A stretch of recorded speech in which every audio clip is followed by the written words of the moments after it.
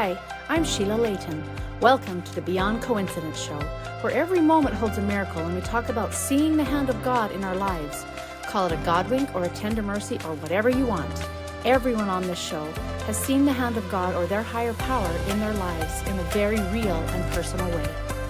Welcome, everybody. You are going to be really glad that you tuned into this episode because I have an amazing guest, and his name is Dusty Smith. He is a member of the Church of Jesus Christ of Latter-day Saints, a managing attorney, and a former lieutenant colonel and former city councilman. He and his beautiful wife, Susan, have 3 adult children. So welcome, Dusty. I just feel really honored that you would take time out to chat with me tonight because your story's so amazing. Well, thank you. Yeah, I heard it on a couple of different podcasts, and I thought, I wonder if he would come and chat with me. And I found you on, I think, maybe Facebook and sent you a message, and you replied right away. So I was super excited. So tell me, Dusty, what does life look like today for you and Susan? Are you empty nesters? What keeps you busy? Well, like you said, I'm an attorney. I'm actually living in Utah, but licensed in Texas. So I go back and forth to Texas. Oh, okay. In 22, I was diagnosed with cancer. I'm in remission, but I had 25 sessions of radiation to my head. Wow. And so I don't have any saliva glands. I have severe chronic fatigue 24/7. The fact that I'm here, it belies that. But trust me when I tell you, I feel like I could lay down right here and go to sleep. But you're still working. Oh yeah, I work. I get up at 4 a.m. and walk 5 miles a day. Well, no wonder you're tired. And I work full-time job as an attorney. Wow. Spend a lot of time with Susan because we are empty nesters. All my kids, our kids, live in Texas, and we live in Utah. Okay. So empty nesters kind of fun. I mean, we're empty nesters amazing. Too, and I'm like, dang. I wish I'd have done it 30 years ago. I mean, we love the kids and we love that, but this is a great stage, isn't it? But we've got a almost 12-year-old Great Dane. We've got 2 Great Pyrenees. Oh wow! A ball python snake, a bearded dragon, crested gecko, and 4 blue death feigning beetles. Oh my! So pretty soon we're going to see a movie, Dusty Zoo, here right away. Then the man who bought a zoo. Oh, that's awesome. I love it. Okay, so Dusty, let's go back. Tell me what life was like growing up in your home. How many kids? Where did you fit in? Did religion play a part at all? Just give me a little bit of background about who you are. Well, I'm an old guy. In fact, I'll be 65 next week. A senior citizen, which is hard to say. Get free food on the menu, discount. Yeah, well, I get that as a disabled veteran. So, I don't. My dad was not a nice guy when he drank, and he drank quite a bit. After he would be done with me, my mother would come in and say that it wasn't me. He loved me. It was the alcohol. And so I made a vow to my mother when I was 5 that I would never drink alcohol. Was raised by my mother, my grandfather, and my grandmother. My mother was Lutheran. My grandfather was Catholic. My grandmother was Baptist. Oh, wow. So I went to all 3 churches. And early on, I wondered why there were so many different teachings with all the different churches. I remember thinking about that really young in life. But I was raised to love God. Grew up in a trailer house. Did you grow up in Texas? Yes. Well, my biological father was in the Air Force. And so I was, we traveled around some, but ended up in Texas when I was very, very young. My family was from Texas originally. My mom was born in Texas. My grandfather was born in Texas. My grandmother in Oklahoma. And I wanted to go to college, but I was told I had to pay my own way. So when I turned 16, I started working. And every summer I worked at a gravel pit or a concrete plant, ready mix plant, to earn my money to go to college. I went to University of Texas. During college, I worked a full-time job and went to college full-time. Wow. So I didn't have a lot of sleep and free time. Yeah, sort of like now. Not a lot of Well, sleep. the worst was in law school, because when I was in law school, I went to Thomas Cooley Law School in Michigan because it was the only law school I could find in the entire country that would let me work full-time and go to law school full-time. So I had to pay my way through that too. Right. And so I worked a full-time job, went to law school full-time, raised a family, averaged 3.5 hours of sleep a night for 3.5 years. Oh, wow. That's crazy. And then took the bar exam and went to the Army. But as a kid, yes, we went to church every Sunday. Oh, you did?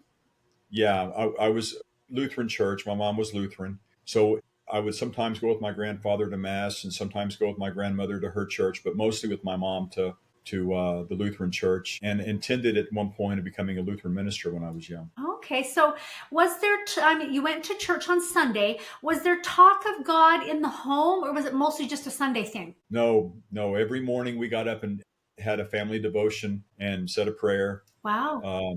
Yeah, God has always been a big part of my life. So your mom was very faithful then. Oh, absolutely. That's Absolutely. fantastic. I love it.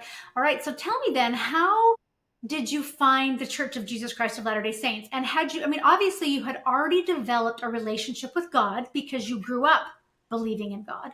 But how did Yes. you end up finding the church? Well, when I was a junior in college, there was a tragedy that happened in the family. A family friend was running home from school. She was 13, thought the glass doors on their house were open. They were closed. She ran through the glass door, tripped and fell, and a piece of glass pierced her throat Oh, and killed her. that's awful. And I was incredibly angry with God. And so when I was a junior in college, I stopped going to church and stopped praying, stopped having anything to do with God. I never stopped believing in him. You know, it's hard to dislike somebody you don't believe in. So I really wanted to be angry. And the only way to be angry is to still believe. But I stopped having anything to do with God, didn't read the Bible, I stopped reading everything.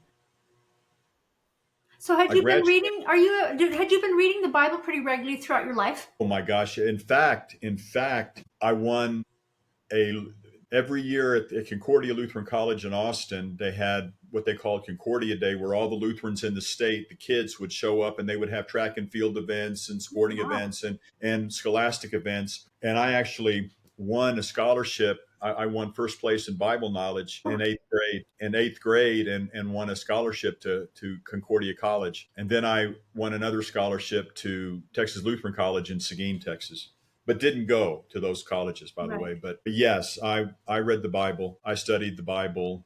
And like I said, we had a devotional every morning growing up as a kid. Wow. That's awesome.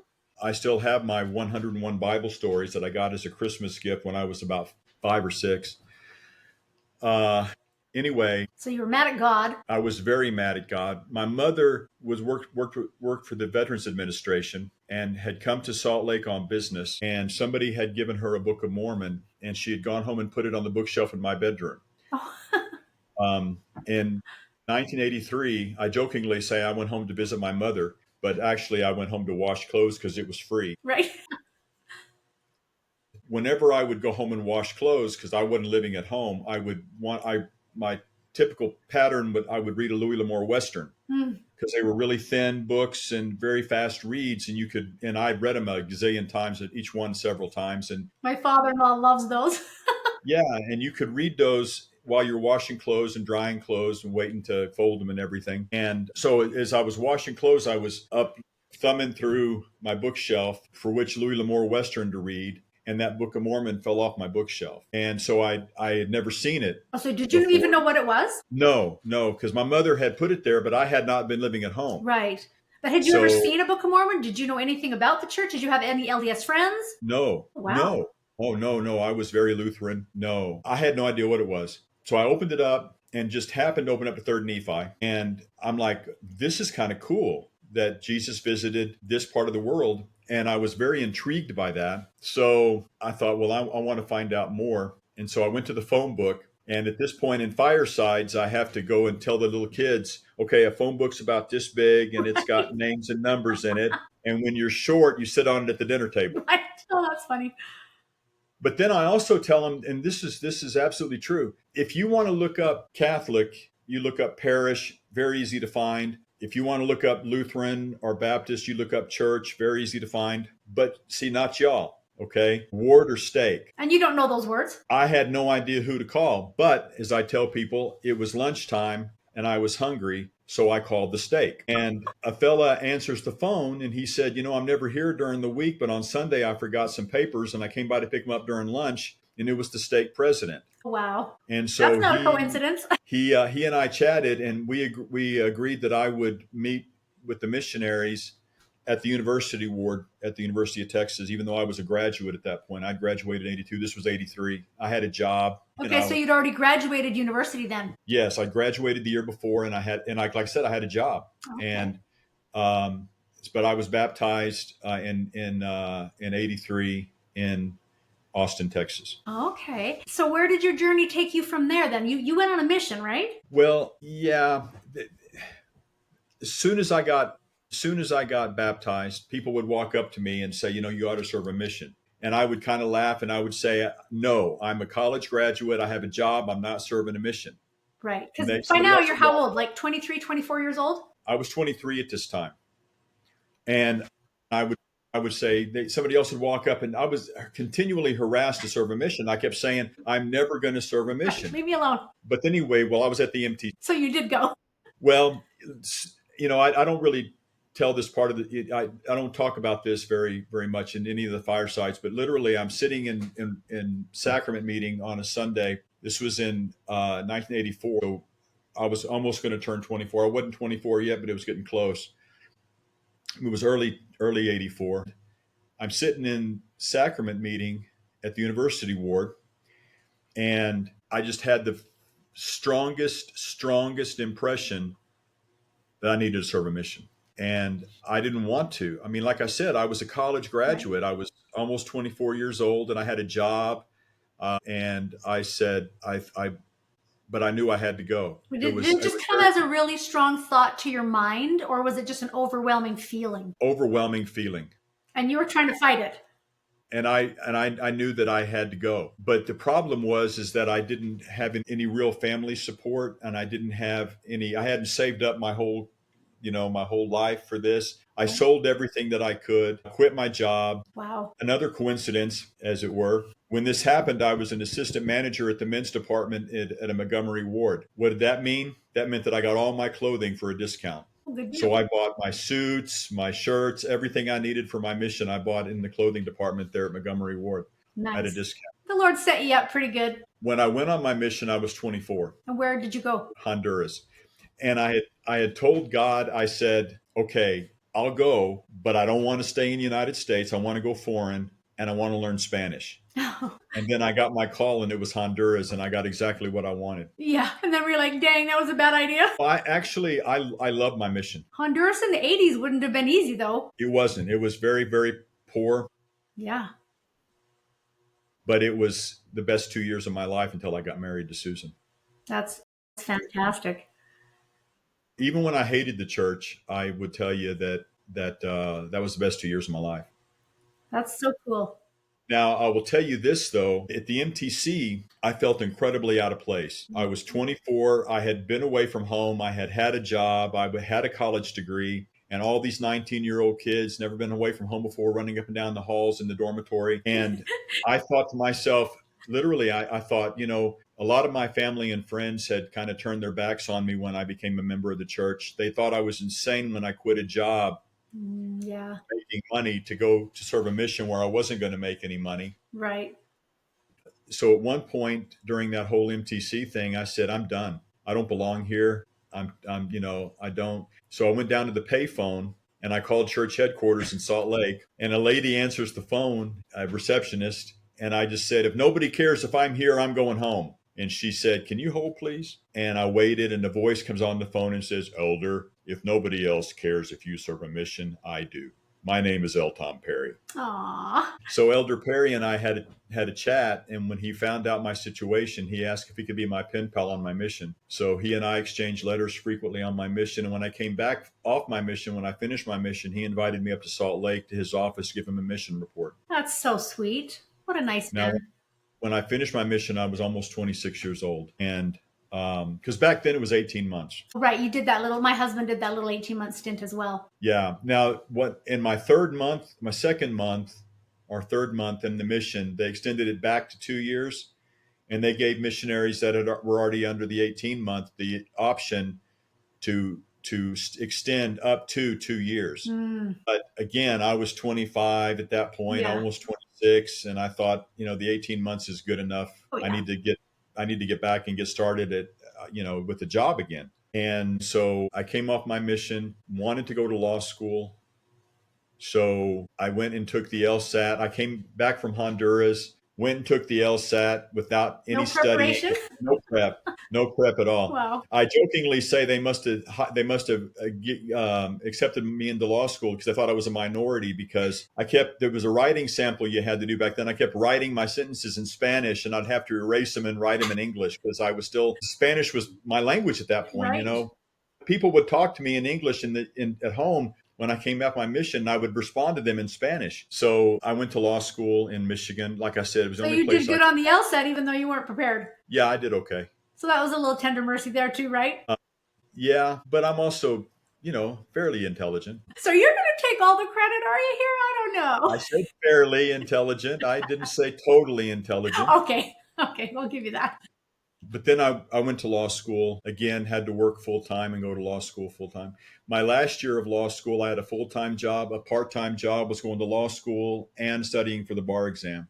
Now, so you went to law school. Where did you meet Susan in all of this? I hadn't yet. You hadn't met her yet. And so you were still active in the church as you went through law school. I was up until my third year.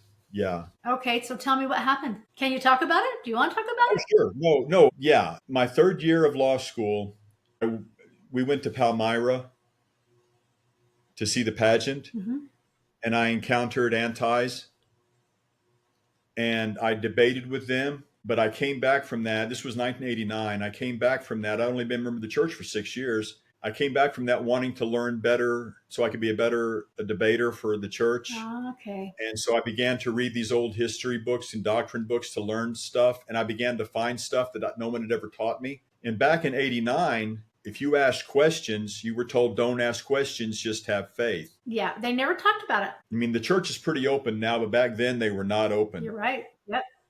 As a law student who dealt with evidence and stuff, the fact they would answer my questions made me think they're hiding something. Right, of course. And so I woke up one day in November of 89 and I no longer had a testimony. And so I emailed, there was no email back then. I sent a letter to the stake president and said, please take my name off church records. Well, you did it that fast, hey? Like you just were like, okay, I'm done. When I make a decision, I move on it. And you went as far as taking your name off church records, not going to church anymore. Right. You were hardcore. If you don't have a testimony, what's the point of being in the church? Well, I mean, it's almost, to me, that's kind of like supporting abortion if you're Catholic. Right. The Catholic Church says no. I mean, you don't have to be Catholic. I don't care how you feel about abortion, but if you're going to be Catholic, be Catholic. If you're going to be a member of the LDS Church, be a member of the LDS Church. Right. And that means having a testimony. Yeah, I suppose you're, I suppose. I was just going to say, there are people that are working on their testimony, I guess. But if you're like really disillusioned and you're done. Well, think about this. I gave up my family to be a member of the church. Yeah. I quit a job. My fiance left me when I was on my mission. Oh, you were engaged? I was engaged. I got my Querida Juan letter. We called it in Spanish, Querida Juan, Dear John. Yeah. But I lost so much to be a member, and I felt lied to when I lost my testimony. I felt deceived. Yeah. And so I was angry. And then when they excommunicated me, because I got a letter after I sent the letter to the stake president, they sent me a letter a few weeks later saying I've been excommunicated. And that made me angry. And that's interesting. So they did that rather than just saying, okay, we'll take your name off the records of the church. Back then, that's what they did. They don't do that anymore, I don't think. Yeah, I don't think so. They do. I don't think either. So you're like, okay, I'm done. But you went deeper than that. Yeah, I became an anti. And when you say that, what do you mean by that? Think of the worst possible connotation of that, and that was me. You were just spewing out negativity about the church everywhere you could. Everywhere I could. I would stop missionaries on their bicycles and argue with them. I would go to other churches and teach against this church, warn people about this church. I wrote articles. When I was in the Army, I went back to Honduras as a captain in the Army, and I looked for everybody I baptized and apologized to them. Oh dear. I mean, like I said, think about the worst possible connotation of the word anti, and that was me. You're a Cora Horror around with a younger kind of person. I don't do anything halfway. Yeah, you were all out, basically. And I literally hated the church with a passion. Hated the church. Does that break you up a little bit to say that now? Yes. I can imagine. But no.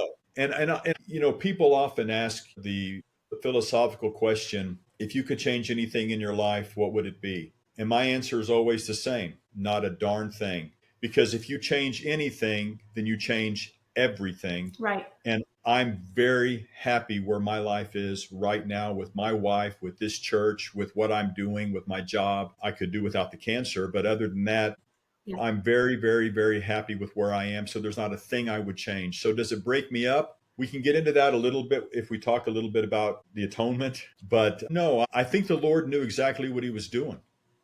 I mean, I think that the Lord allowed me to lose my testimony, allowed me to be, you know, Yeah. That was your journey. That was your path to get to today, right? get to what I am now, Yes. to get be the guy who's done 133 firesides, several podcasts, a book, magazine article. That guy that is not afraid to talk to people. Not I don't get nervous when I get up in front of people to talk. The Lord knew what he was doing. He had a plan, Yes. and he. When I came out of the church, I went to non-denominational. When I was in the Army, I went to um, uh, I was Baptist attended a Baptist church for a while, but the Lord directed me to the Catholic Church. Okay. And I was Okay. Catholic, very, very, very devout Catholic. Loved the Catholic Church, still love the Catholic Church. Fond memories. I don't have anything negative about the Catholic Church to say. So for those 26 years that you're out of the LDS church, you were attending the Catholic church. For a large majority of it, yeah.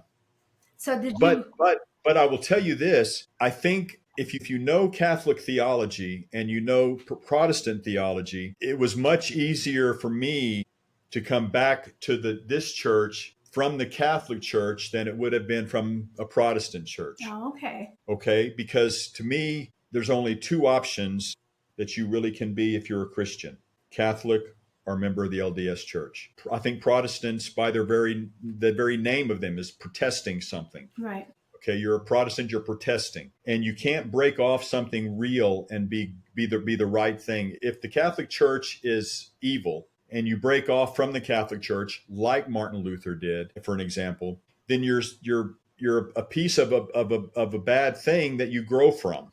Right. Yeah.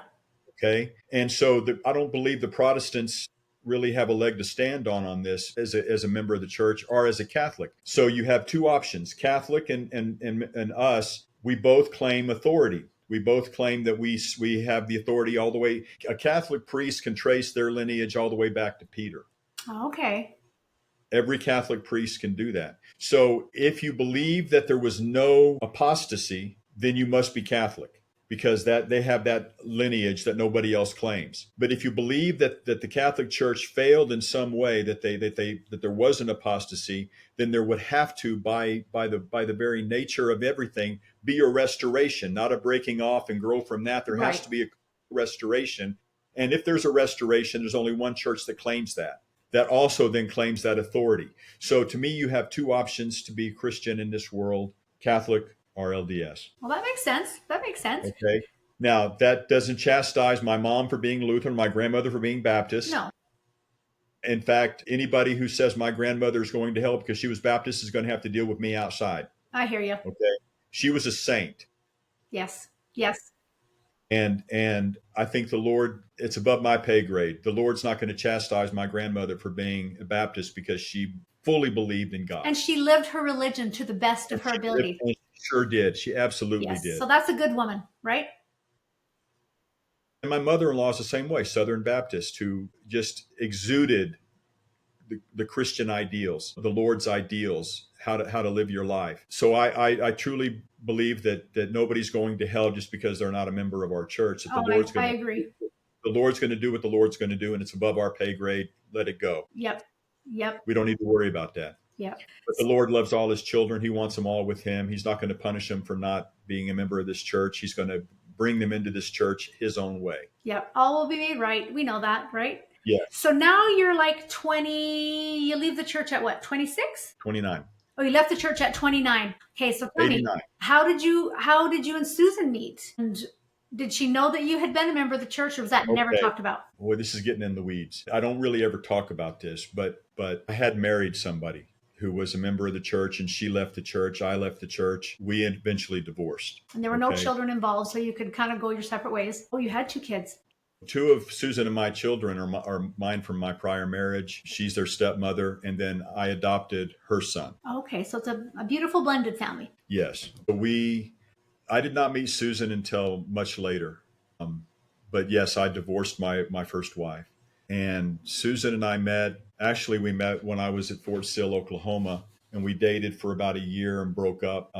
Actually met her at a Walmart. She likes to say that I was on clearance, but what happened was I was a captain in the Army at Fort Sill, Oklahoma, and I went into the Walmart studio there to pick up some pictures. And I was talking to the girl at the counter, and Susan was a district manager and walked in. And when she walked in, I saw the girl at the counter wave at her. So I turned to see who she waved at, and there stood the prettiest girl I'd ever seen in my life. And me being a very distinguished captain in the military, attorney, very suave, very debonair, I turned to her and said, You're very and cool. she kind of laughed and said, "Relax, cowboy."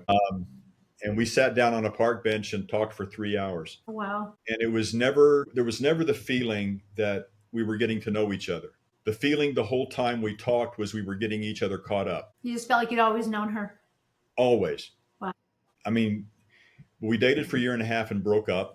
And this was pre-cell phones, so we didn't talk to each other. We didn't see each other for 15 years. You didn't see each other for 15 years after that? 15 years. Oh, wow. Ran into her again in 2009 and got married on April Fool's Day 2010. Oh, wow. So in that time, then you were just doing your career and raising your kids and being anti-Mormon and all that for those years. You can say anti-Mormon, but that doesn't quite give it the flavor that I had. I would go to discussion boards and argue with people. I was very brutal. I'm a very brutal debater. Can be. In fact, after the article came out in LDS Living Magazine, I got a call from John DeLynn, Mormon Stories, and he invited me to meet with him and discuss my reconversion to the church. And I said, I declined. And he said, "Are you afraid of me?" I said, "No, I'm afraid of me." But by then you had come back to the church by that time. Yes. He wanted, I'm sure, debate me on coming back because he's very anti. Oh, I didn't know. Okay. Yeah, John DeLynn is very anti. He's a former member who's very anti, and he And wanted you were just me, like, I'm not doing that. And he said, "Are you afraid of me?" I said, "No, I'm not really. I'm afraid of me. I'm brutal when I debate. If you get personal, watch out. And I don't want to ever be that guy as a member of the church. I don't want to be that guy. So you won't see me debating people like that." Okay, so talk to me now about, so now you and Susan get married, and how did this, I mean, I feel like you are the living example of Elder Karen's quote, "God is in relentless pursuit of you." I feel like you're the living example of that. It just kind of came to me today. I was like, oh my gosh. Anyway, so tell me, there was more than one thing that happened that brought you back. The Lord was literally poking you for a while. Well, let's get started on that. Let's jump to 2009. Let's back it up. I had been on a board called What Do Mormons Really Believe? It was a member of a church had started a board so that he could discuss what Mormons believe. And I went to debate everybody on that board. And I met a guy named Mike. Oh, Mike. And Mike and I became friends. We had these terrible debates. But over he time, was an active member, right? Still is. Yeah. Very true blue. Oh my gosh, true blue. Yeah. And you were like just debating him hard. Big time. But Mike and I became friends over time. Yeah. And which he is began cool because you had very different opinions. Oh, huge. Yeah. Mike handled it properly. In the beginning, he did not, and he couldn't answer my questions. I would stump him all the time, and he'd have to go do research, try to figure out what I was talking about. And you've never met in person though, right? This was just all online. At first, he actually came to Dallas and visited me from Utah. I took him to the temple and sat in the parking lot while he went in the temple. He and his wife went to the temple. Mike and I just had these, but he stopped debating me. He said, "I'm not going to debate you anymore. We'll just have discussions, and we're not going to argue." And we became friends. He began to put my name in the temple every week, and I got mad about that. I kept saying, "Do not put my name in your false temple." But he put my name in the temple every week for 20 years. Every week for 20 years. And 2009. So you had known him for a few years before 2000. Yes. But in 2009, I went down to the border of Mexico and Texas to do a deposition for a client of mine who was in Mexico and couldn't come into the States. So we had the deposition at the guard station there at the border. And I came back from that with the swine flu. I caught the swine flu. Oh, wow. And I couldn't get a doctor to see me. The The VA wouldn't let me come into the VA because they were afraid I'd get them sick. The swine flu was 2009's COVID, but we didn't test everybody. So we don't know how many people actually died from this, but we know it was hundreds of thousands, if not millions of people around the world died from the swine flu. Wow. So I was in my deathbed in Dallas, Texas. No doctor would see me. There weren't any cures. I knew I was going to die. I couldn't get out of bed. I was so sick. 2 Mormon elders knocked on my door. Just randomly. Randomly. My oldest boy lets them into my house. Because he didn't know who they were then, right? No. And I was super angry about this, but he brought them up to my deathbed. So and now what did they say? Did the kids say my dad's really sick? I mean, your son must have said something in order for them to say we need to come in. He and I have never talked about it. I was too angry to talk about it at the time, and we just never have talked about it since. But, it's kind of funny, but I'm laying in bed. I'm obviously very sick, sweat, fever. I was so sick. And one of the elders looks at me and says, "You're sick." And I remember thinking to myself, the spirit is really strong in that one. Right. But they said, I told him to get out of my house. I just said, get out of my house. And one of them said, well, can we give you a blessing? And I said, if it'll get you out of my house. And they said, it will. I said, then give me the blessing. So they laid their hands on my head, give me a blessing, and I was immediately healed. Like right when they were done? Right when they were done. And like I say in my firesides, I'm not saying like I got better over the next couple of days. I mean, in that moment, my sweating stopped, my fever broke, and I was given the strength to stand up out of bed for the first time in several days. And I walked them to my front door and ushered them out of my house and said, don't ever come back. That wasn't enough, was it? That was in 2009. In 2014, I went to another discussion board. I think it was called Mormon Dialogue or something like that. It may be changed names now. I don't know, but it was something like that. And my screen name was Country Boy. And I start arguing with people, and this girl named Garden Girl messages me, and she's a member. And she says, I feel strangely drawn to you. Do you mind if we chat? And I wrote her back. And I said, Dear Garden Girl, that would be fine, but I must advise you I'm married. And she wrote back to me, Dear Country Boy, get over yourself. I'm 75 years old. You thought she was hitting on you, but she's not. She wasn't. One day we were chatting online, and she said, do you mind if we talk by phone? I don't feel like typing today. I said, that's fine. And again, I only knew her as Garden Girl. So we're chatting on the phone, and she says, do you have anybody in your family who's a member of the church? And I said, I don't. I said, well, I might. Because back in the 80s when I was a member, I heard of somebody who's a big mucky muck. And if he's still alive, then yes, I have somebody in my family in the church, but I never met him, never talked to him. I don't know anything about him. And I said, his name is Dean Jesse. You ever heard the name Dean Jesse? Have you ever heard of that minor little series of books called the Joseph Smith Papers? Oh, yes. That's his baby. Oh, okay. He is the church historian emeritus. Oh, okay. So he's a smart dude. So I said, if he's still alive, then his name is Dean Jesse. And she said, Dean Jesse's your cousin? And I said, yep. And she said, Dean Jesse's my cousin. So this girl who I never knew is a member of my family I've never met. So this Garden Girl, a 75-year-old lady who randomly reached out to you, is actually your cousin. And says she felt strangely drawn to me, is actually my cousin. Wow. At this point, you're still anti, though. I'm still anti. Now, also in 2014, my wife worked for a photography company, and she was working at a studio as a manager of a studio, and they gave her the opportunity to be a district manager, but she would have to move to Baton Rouge, Louisiana. And you guys were in Texas at this point? Dallas, yes. You're in Dallas.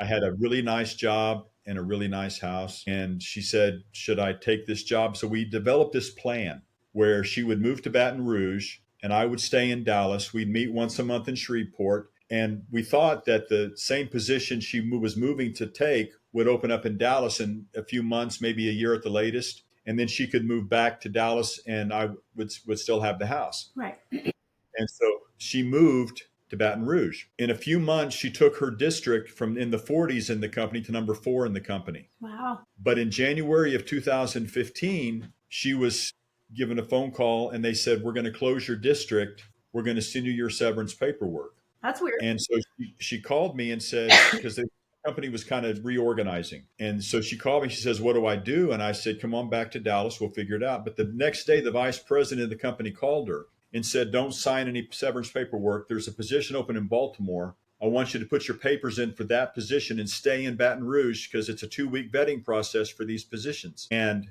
I'd rather move you from Baton Rouge to Baltimore should you get the job as opposed to Baton Rouge to Dallas to Baltimore.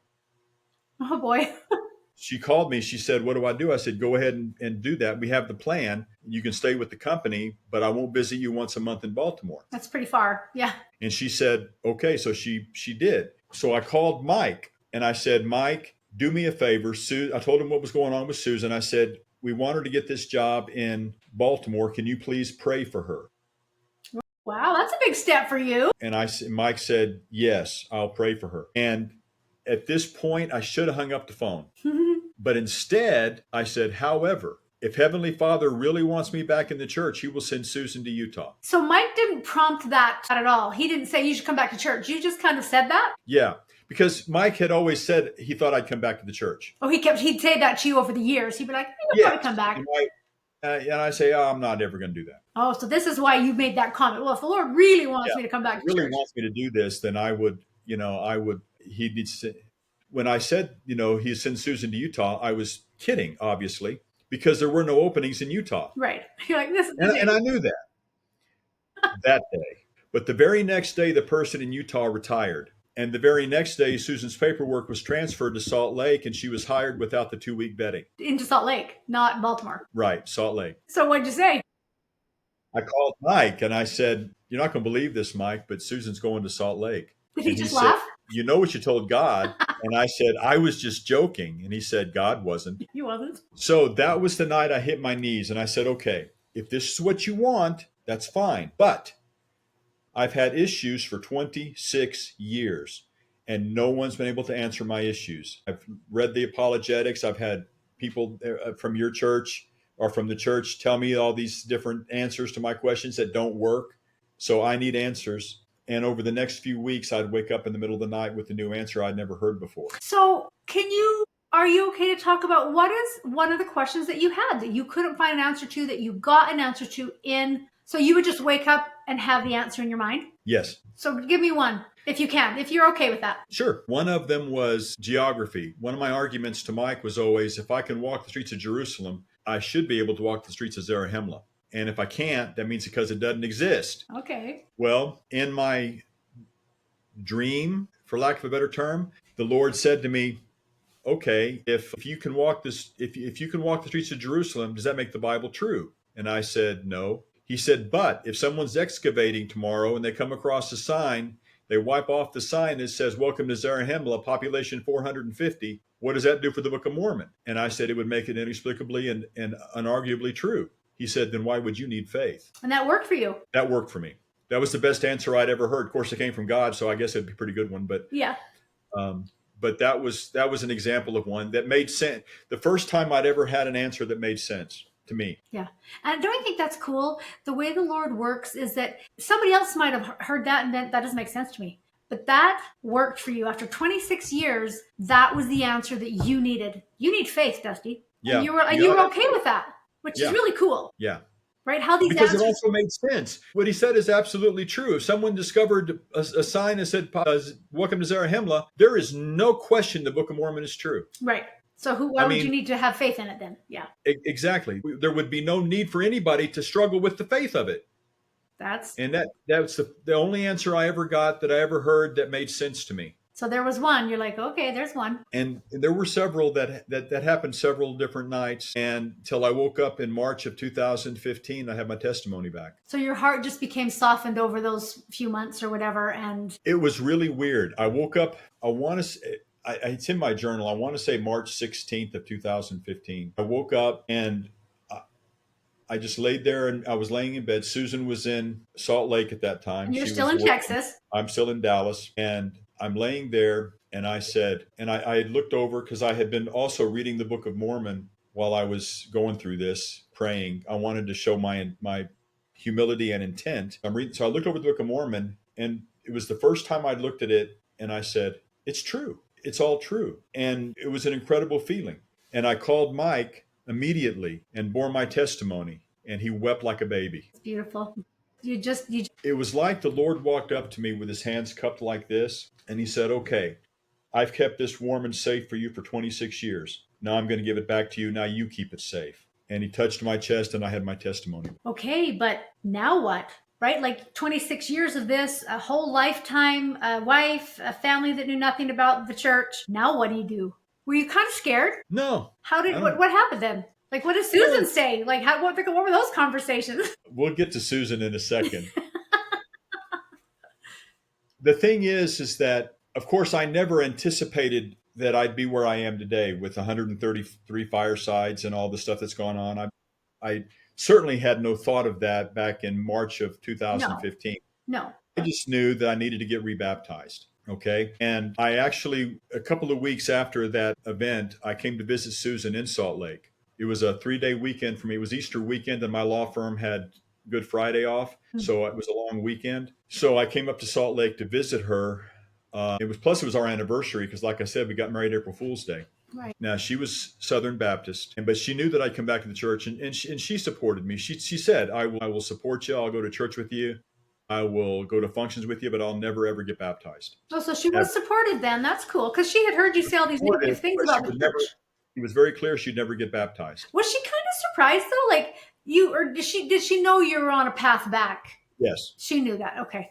Yeah. Because for so many years you had bashed the church. So she's probably thinking, what are you doing? Yeah. Well, the one thing that Susan and I love about her is we talk about everything. I mean, there are no secrets. We share everything. And so she knew the struggle I was. In fact, one of the issues that I had resolved was through Susan. Because one of my other issues was all the different versions of the first vision that Joseph had. Okay. Because I'm an attorney. And if I can get a witness on the stand that has 2 different stories, I can destroy him on the stand. And this guy had a lot of versions. Right. Yeah. And one of the things that people had always told me is, well, it depended on who he was talking to. And I'm like, and I would always answer, no, the truth is the truth, no matter who you talk to.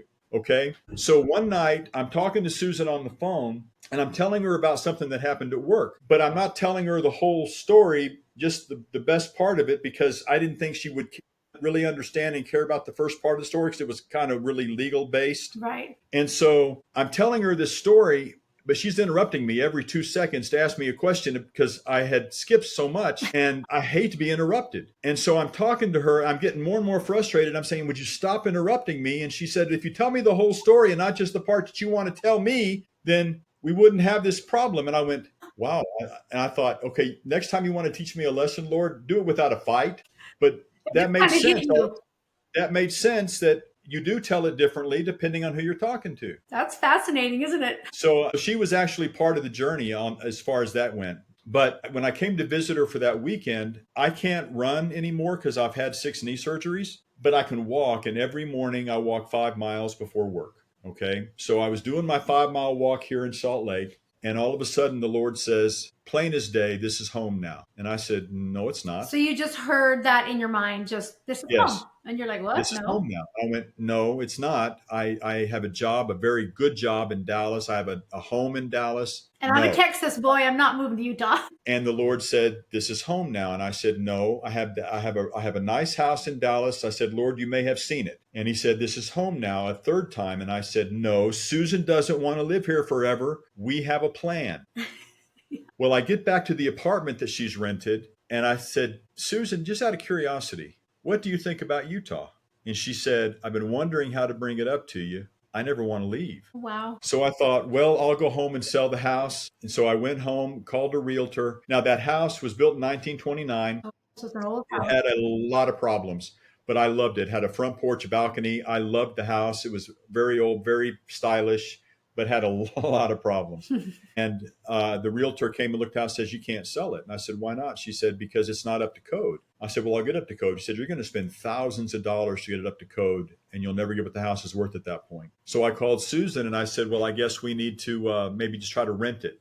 In the meantime, I quit a job, 6-figure income, when I had no job here in Salt Lake ready for me because the Lord said to move here. So I was going to move here. So I get rebaptized. The next week, a guy knocks on my door and says, I want to buy your house. And you hadn't even listed it or anything, right? I said, my house isn't for sale. Yeah, I hadn't listed it. I said, my house isn't for sale. He said, I don't care. I want to buy it. And I said, that makes me very happy, but I can't sell it to you. I can't afford to get it up to code to sell it to you. He said, no, I want to buy it as is. I said, how much? He told me, and it was more than the house was worth. I called Susan and I told her, and she said, "Man, when God wants you somewhere, he really wants you somewhere." He makes it happen. Now, the rest of that story is about a year later, I'm sitting in the apartment here in Salt Lake, and I get a phone call from Dallas. I answered the phone. The guy says, "I want to buy your house in Dallas." I said, "I've already sold that house." He said, "Are you sure?" I said, "Pretty sure. I was there." He said, "Well, did you get the money?" I said, "And spent it." Right. He started shuffling some papers around, and he said, "Huh?" And I go, "What?" And he said, "The guy who bought your house disappeared. That house is abandoned and in foreclosure." But then there's nobody living in it. Not for 4 years, nobody lived in the house. Somebody eventually bought it again and tore it down and built something new on top. So did you get to sell it twice? How does that work? I'd already sold it. The title was out of my name. I couldn't sell it again, but the person who bought it disappeared. Wow. Yeah, what's that? The Lord just needed it to happen. So I moved to Salt Lake. And at one point, there's all kinds of different miracles that have happened. If you want to get into those, we can. But the main point is that I got a phone call one day that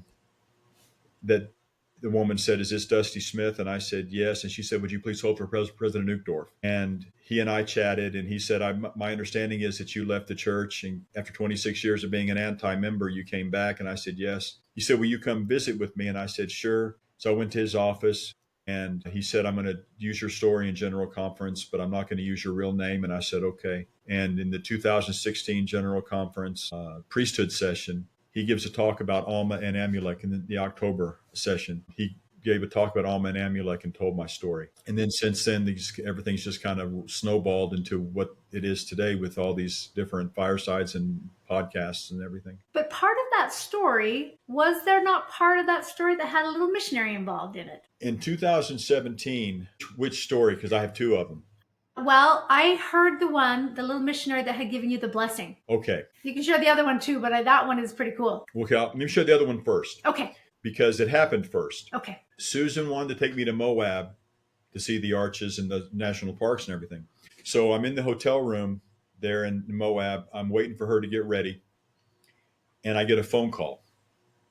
And this girl says, "And I see you've been on the church website and you want information on the church." I said, "No, it wasn't me." She said, "Sir, the only way that I get your name and number is if you've been on the church website and you want information on the church." And I said, "Be that as it may." Wasn't me. She said, "Well, then how do you propose to tell me that I got your name and number popping up on my screen?" I said, "I don't know." What year was this? 2017. Okay, so you'd been rebaptized. No, this is 2016. Okay. Yeah, I'm in Salt Lake. So I said, "How?" I said, "It wasn't me." She goes, "Well, how do you explain your name and number popping up on my screen? It only happens if you've asked for information on the church." I said, "My computer is in Salt Lake and I'm in Moab." She said, "You're a member?" And I said, "Let me tell you a story." So I tell her my story and I get done and she's in tears. And she said that she was at the MTC having a crisis of faith and going to go home. And they put her making these phone calls. My name and number pops up on her screen. So she called me. She said, "I'm going to go finish my mission." That's pretty cool. The Lord wanted her too. Yep. So in 2017, in January, Susan and I go on to a gun show here in Sandy, Utah, at the Expo Center, and I go to a table where they have holsters because I need to buy a holster. And I start talking to the guy, and he says, "You're from Texas," and I said, "Yeah." And he goes, "Why are you in Salt Lake?" And I said, "Let me tell you a story." So I start talking. He says, "Wait a second, that talk in general conference was about you?" And I said, "Yes." And he said, "Well, can we chat for a minute?" And I said, "Sure." So Susan and I and this fellow walk over to this little quiet area of the Sandy Expo Center. Another guy follows us over. I get done telling my story and he says, "You're from Dallas?" And I said, "Yep." And he said, "Oak Cliff?" And I said, "Yep." And he goes, "You don't remember me, but 8 years ago you had the swine flu and I gave you a blessing." Wow. Now the rest of that story is after his mission, he went inactive. Before the 2016 General Conference, his bishop said, "I've had enough of your inactivity. Here's a ticket to the priesthood session." He goes to the priesthood session, hears the talk on Alma and Amulek, and it reactivates him, not realizing that the talk was about somebody he had given a blessing to 8 years earlier. Oh, so he didn't make that connection then. He didn't use my real name, remember? Oh, right. But when you then met him at the gun show, you made the connection. He did. when he heard my story, he made the connection. Wow. Isn't that something? And he's come back to the church. Yes. Oh, Dusty, again, like I said, you are the walking example of Elder Karen's famous quote, "The Lord is in relentless pursuit of you." But I know that it's not just you, right? It's It's absolutely not just me. all of us. People tell me all the time, they say, I pray for one miracle to happen to me, but they happen to you all the time. And I always respond, they happen to you too. The difference is I see them because I don't believe in coincidence. Right. Coincidence is God's way of staying anonymous. Right, exactly. I have a couple of questions that I just written down here. So you and Mike, still friends today? Can't stand him. No. Does he live in Utah, so you see each other frequently? Not frequently, because he lives in Springville and I'm in Salt Lake. So he's about an hour away, and our schedules are very, busy. So don't see him often. But when I got my blessings restored, he was there. He's a big part of your life. I'll tell you about Susan. Susan was very clear that she'd never get baptized. I mean, she was very supportive, but I will never get baptized. And I will tell you that I never pressured her. The only thing I ever did was I would say, "Hey, baby, my patriarchal blessing says I get sealed in the temple. I'd like it to be with you." She's like, ha, ha, ha. Well, Elder Uchtdorf ordained me to be a high priest. Oh, he did? And when we were there for that, he looked at Susan and said, "I know you're not a member. Bring what you have, or bring what you know. We'll add to it." And then he said, "I know Dusty wants to be sealed to you. I will save a place for you in the temple." The very next day, Susan said, "I'm ready for the discussions." And soon after that, I was able to baptize my own wife, which is pretty darn cool. That is. And a year later, we were sealed in the temple. That's beautiful. That's beautiful. What would you say is the best thing that we can do for people that have left the church? Like, what is the approach, the best approach in your mind? What could somebody? I mean, obviously, what did Mike do? How did he become your friend when you were so anti? When people ask me, I get this is probably the most common question I get at firesides or in emails or messages. This is probably the number one question. What do I do? And my answer is be Mike. Don't argue. When Mike argued with me, we were not friends and it didn't do any good. But Mike was very patient with me, and he stopped arguing with me, stopped debating me, refused to debate me. I wanted to, he wouldn't do it. And we became friends. And then he put my name in the temple every week for 20 years. Wow. It's going to be it's going to be the Lord's time. It's going to be God, Heavenly Father's time. It's not going to be our time. That's right. So what I tell people is, don't argue with them. Don't try to make them feel bad. Be supportive, be understanding, invite them to things, but don't be upset when they say no. Just always invite and just say, "Okay, well, when you're ready, you can, let me know," but invite them, pray for them, put their name in the temple every week. Let the Spirit work the way the Spirit works in the Lord's time. And don't get frustrated and don't lose hope, because I'm here to tell you, it will happen. It will happen at some time. May not even be in this world, but it will happen. And I mean, it took me 26 years. Yeah. What would you say to people that are struggling with some hard questions, that are still in the church? Well, either one, in the church, out of the church, that are struggling with hard questions. What would be your best advice? Well, I suppose it depends on the question, but what I tell people all the time is there's two things that I always tell people. Number one, do not judge people in history in the 1800s or even biblical times using your 2025 moral goggles. Yeah, was that called presentism? Yes. You can't do that. It's not fair to them, and it won't be fair to you if people 200 years from now do that for you. Right. Okay. So if you don't do that, that will solve a lot of problems. Okay. Yeah. Did they marry young back then? Yes, they did. My great grandmother was 16 when she got, or 14 when she got married. Regardless, they used to marry very young. Yeah. So you can't really judge people in the past unless you have actually lived in the past and know what it's like to live there. And it's much like you can't judge somebody else that you've walked a mile in their moccasins, as the old saying. Yeah. Don't judge people in the past. The other thing I tell people is, just because something is negative doesn't mean that it's bad. Okay. I love chocolate, but I can tell you some negative things about it. Does that mean you're going to hate chocolate because I told you some negative things about it? Of course not. Okay. Go back to the basics. Did he have the first vision? Yes. Did he interpret the Book of Mormon? Yes. After that, what else is really important? I mean, seriously, what else is really that important? Did he make mistakes? Sure, he did. He was But the human. question you have to ask yourself is, if you make a mistake, are you still a prophet? Yes. Abraham lied. Moses killed. Peter denied. You're not going to. I had a guy walk up to me one time. He said, "Can you help me out?" I said, "I'll do the best I can." He said, "Can you help me find the perfect church?" I said, "Sure." He said, "You can?" I said, "Absolutely. Piece of cake." He said, "How do I find the perfect church?" I said, "Die." Yeah, die. Exactly. Yep. You're not going to find the perfect church here. But the Lord has never told us, look for the perfect church. What's the Lord told us? Look for the true church. Okay? The true church is going to have a prophet. The true church is going to have eternal marriage. The true church is going to have the atonement. The true church is going to have the fullness and completeness of the gospel. Okay? And we're in that church. Does that mean that people in the church are perfect and you're going to have a perfect bishop, a perfect stake president, a perfect apostle, a perfect prophet? No. You're going to have people that are human making mistakes. And give grace. So get over the mistakes. Get over the things that you don't understand. Don't let the things that you don't know overcome the things that you do know. Don't let your doubt overcome your faith. I had another couple walk up to me after a fireside one time, young couple, and she's dragging him along and she said, "We just got married and he's read some things about the church he didn't know before. He wants to maybe leave the church. Can you help us out?" I said, "I truly cannot. I have a question for you." And she said, "What?" And I said, "Y'all just got married?" She said, "Yep." I said, "Y'all just moved in together?" She said, "Yes." I turned to him and I said, "Okay, so you found out that she doesn't put the cap back on the toothpaste. She squeezes the tube from the middle, puts the toilet paper in backwards, is a kind of a slob and doesn't cook like your mother." Now, I had no idea which ones of those were true. Right. But she was doing a whole lot of this. Covering her face up. But I asked him, I said, "You didn't know those things before you married, or you know them now. My question to you is this: is the love good enough to stay with the marriage? Or because you didn't know these things before and you know them now, are you going to leave her?"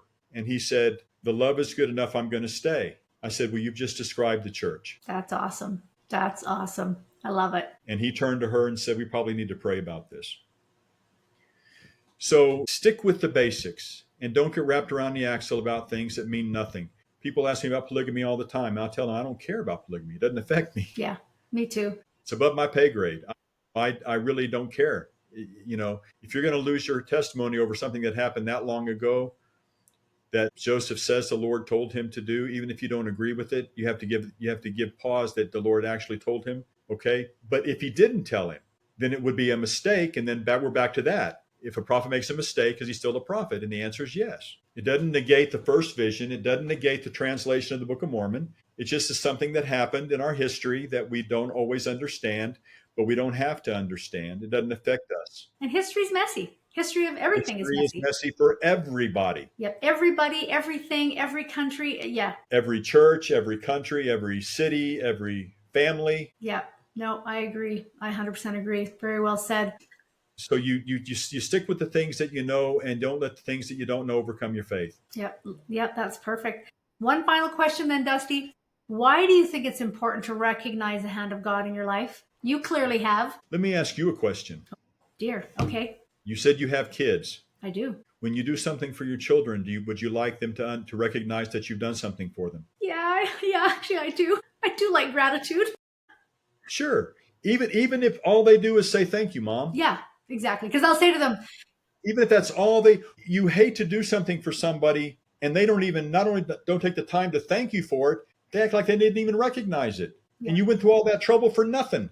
You don't think Heavenly Father feels the same way? I mean, he does these things for us because he loves us. He gave us his most precious thing, which means to us, he'll give us anything. But we have to be grateful. We have to, it doesn't do us any good if we don't. I'll be walking outside and I'll see a beautiful sunrise over the mountains and I'll say, "Look what the Lord painted today." And there are times that I'll just say, just thank you, God. Thank you for right now. When I got cancer, I could have blamed God. I never blamed God for it. And I never said, "Heal me." I told the Lord, you have the strength to heal me, but your will, whatever your will is, I'm good with, whatever it is. And so far, so good.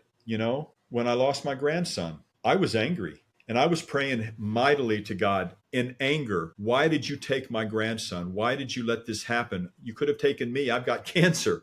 Why did you? And I heard the voice of the Lord in my head again. And the Lord said, Heavenly Father said, "I know how you feel.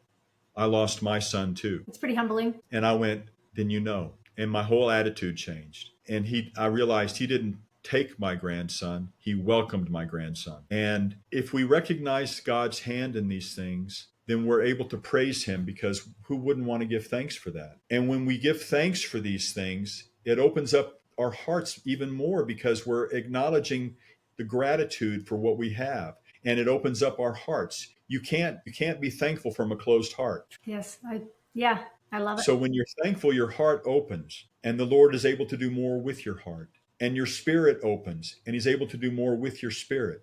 And when we recognize God's hand in things, we realize he loves us. He loves us as if we were the only person on this planet. He loves us at our worst. When I was with Elder Uchtdorf, he asked me, do you have a testimony of the atonement? And I said, that's a trick question. He said, why is that a trick question? And I lowered my head to the floor, and I was facing him like you and I are facing. Now we were sitting apart, facing each other. And I said, because for 26 years, I did all I could to hurt the church. I don't deserve the atonement. And he called my name, and I looked up at him, and he had that kind of half smile on his face you see sometimes. Uh-huh. And he said, your sins are forgiven. That means that at my very, very, very worst, the Lord not only loved me, but didn't give up on me. How powerful is that? It's everything. It's everything. So how do we not recognize his hand? There's no coincidence. Where you were to meet your spouse, you just happened to be there. If anything had happened the day you met your spouse, if you'd had a flat tire, if he'd had a flat tire, or if he forgot his keys and had to go back to the house or whatever, would you have still met? We'll never know. But everything happened perfectly that day for y'all to meet. How is that not a miracle? Yeah, no, it's true. It's true. And the same thing for your parents. Everything had to be perfect for them to meet so that you could even be here. And if you go back 12 generations, there are thousands of people who had to be at the right place at the right time, avoid plague, avoid murder, avoid wars, avoid everything, so that they could marry, so that all those generations could work perfectly, just so that you were here today. Kind of mind-blowing, really. It is absolutely mind-blowing, because any one of those people, of those thousands of people in those 12 generations, doesn't happen, you don't happen. Right. God's hand is everywhere. That's just 12 generations. Right. Think about that. How can you not see God's hand in this? So you hit your knees and you say, thank you, God, because you make it possible for me. You are the I am, and I am because you are. Beautifully said. Dusty, thank you so much. I can't even tell you how much I appreciate your testimony and sharing your story with me. When you responded back to me, I was so excited. Like, I thought, I kind of was fangirling you, really. I was like, who's this guy? He's so awesome, and he's going to talk to little old me. Anyway, I really do appreciate your testimony and your story. It is so beautiful, and it just gives me so much hope to realize that no matter where we are on our path, on our journey, the Lord is there. He is in relentless pursuit of our souls, and he loves us. One of the things that I say at every fireside is, it's not just that we believe in him. We have the perfect knowledge that he believes in us. And that's beautiful. Thank you. And on that note, we'll end. Thanks, Dusty, so much. Thanks for listening. If you have an experience where you have seen the hand of God or your higher power in your life, I want to hear about it. Please send an email to Sheila@beyondcoincidence.com. Have a great day.